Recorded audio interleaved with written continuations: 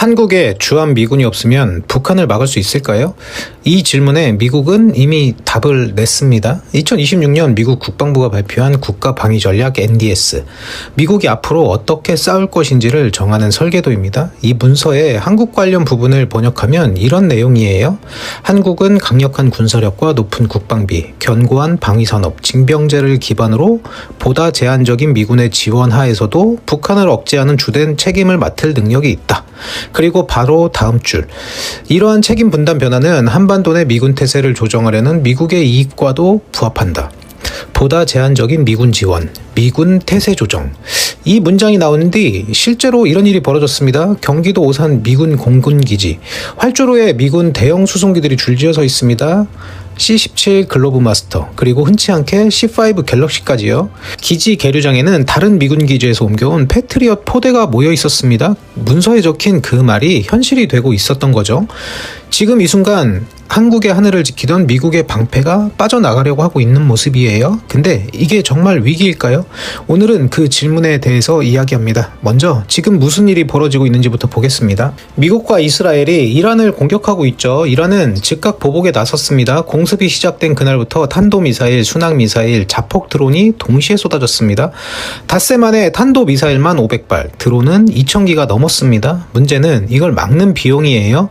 이란 자폭 드론인 샤헤드 136은 대당 2만에서 5만 달러입니다. 반면 패트리엇 팩3 요격 미사일은 대당 약 400만 달러입니다. 물론 패트리엇으로 드론을 잡지는 않습니다.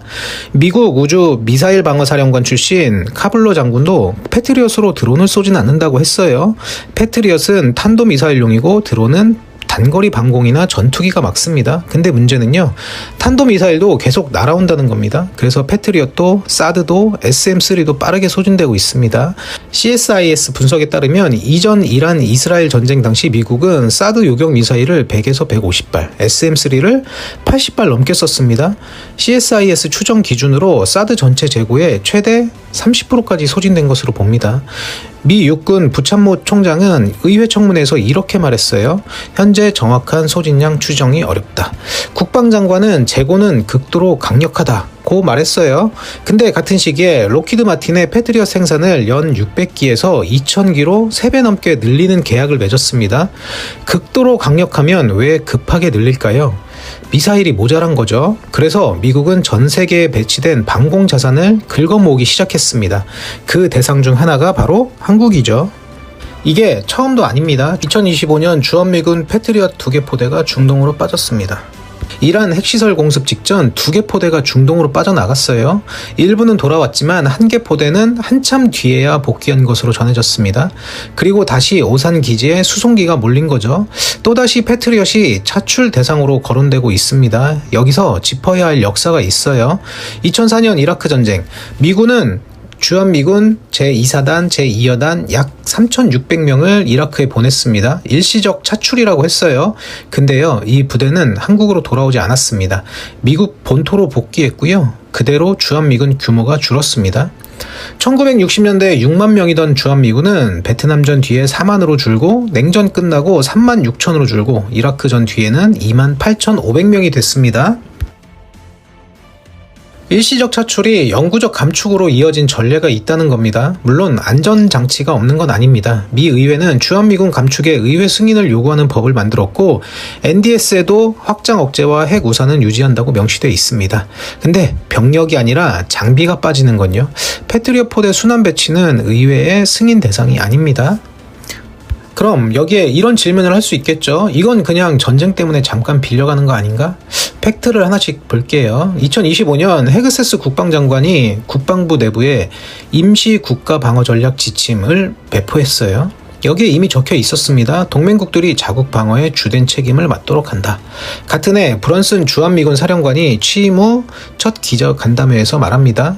주한미군의 변화가 필요하다. 숫자보다는 능력이 중요하다. 그리고 패트리엇 포대의 중동 재배치를 전략적 유연성의 사례로 직접 거론합니다.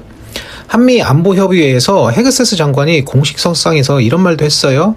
결론적으로 대북 재래식 방어는 한국이 주도하게 될 것이다. 그리고 NDS에 명문화됩니다. 내부 지침에 적었고 사령관이 말했고 장관이 공식 석상에서 선언했고 국방전략 문서에 명문화했습니다. 이게 갑자기 나온 게 아니죠. 단계적으로 설계된 방향인 겁니다.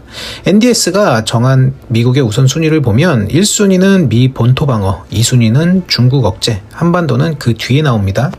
사실 이 방향은 훨씬 전부터 읽을 수 있었습니다. 주한미군이 서울 한가운데 용산에 있었죠. 그걸 평택캠프 험프리스로 옮겼어요. 왜 옮겼냐? 공식적으로는 효율성이라고 합니다. 근데 군사적으로 보면 서울에서 평택으로 간 건 전방에서 뒤로 빠지는 거죠. 개전 초기에 북한 포병에 말려드는 걸 피하고 유사시 신속하게 다른 전구로 전개할 수 있는 위치. 그게 바로 평택입니다. 한반도 방어가 최우선이었다면 전방에 있어야 합니다. 뒤로 빠졌다는 건 한반도 또 보겠다는 뜻으로 읽힐 수 있습니다. 미국의 시선은 이미 중국을 향해 있습니다. 한반도는 그 큰 그림 안에 한 조각이 된 거예요. 자, 여기서 이야기가 달라집니다. 미국이 전 세계에서 패트리엇을 긁어모으고 있을 때 중동에서는 한국이 만든 미사일이 전 세계가 놀랄 성과를 내고 있었습니다. 바로 천궁2예요. 한국형 중거리 지대공 미사일입니다. 아랍에미리트에 2개 포대가 실전 배치돼 있었습니다. 국회 국방위 유용원 의원이 정통한 소식통을 인용해 밝힌 바에 따르면 천궁2 2개 포대가 요격 미사일 60여 발을 쏘고 요격 성공률 96%를 기록했습니다. 드론과 변칙기동 탄도미사일이 섞여서 동시에 날아오는 대규모 복합 공격 상황에서 실전 요격률 90%를 넘긴 사례 자체가 드뭅니다. 참고로 아랍에미리트 국방부는 요격 건수를 발표했는데 이를 계산하면 전체 다층 방공망의 종합 요격률이 약 92에서 93%입니다. 이건 패트리엇, 사드, 에로우 등을 모두 포함한 수치예요. 96%는 그 안에서 천궁2 2개 포대만의 단독 성과로 의원 측 소식통의 수치입니다. 근데 가격을 보면 더 놀랍죠.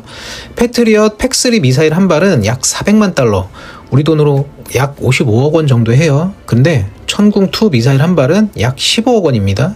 3분의 1 가격이죠. 패트리엇 1개 포대는 약 1조 원 이상이고 천궁2 1개 포대는 약 3천억에서 4천억 사이예요. 절반도 안 되는 가격에 실전에서 성능이 증명된 거죠. 이게 뭘 의미하냐면요. 미국이 너희가 알아서 막아라 이렇게 말을 했을 때 우리한테 막을 무기가 있다는 겁니다. 그것도 세계가 사겠다고 줄 서는 무기가요. 미국이 빠지는 건 설계된 방향이고 우리가 막을 수 있다는 것도 증명됐습니다. 그러면 문제는 하나이죠. 그 무기가 지금 우리 하늘에 충분히 있느냐?